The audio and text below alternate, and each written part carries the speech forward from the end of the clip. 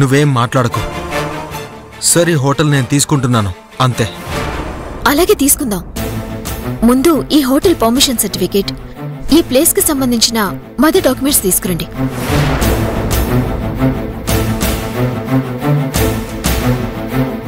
సుబ్బారావు, ఇది అయ్యేటట్లేదు. పదెళ్దాం మనం.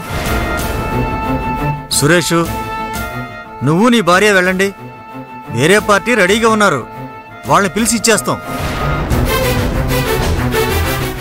దయచేసి ఆ పని చేయకండి. నేను తీసుకుంటానని చెప్తున్నాను కదా.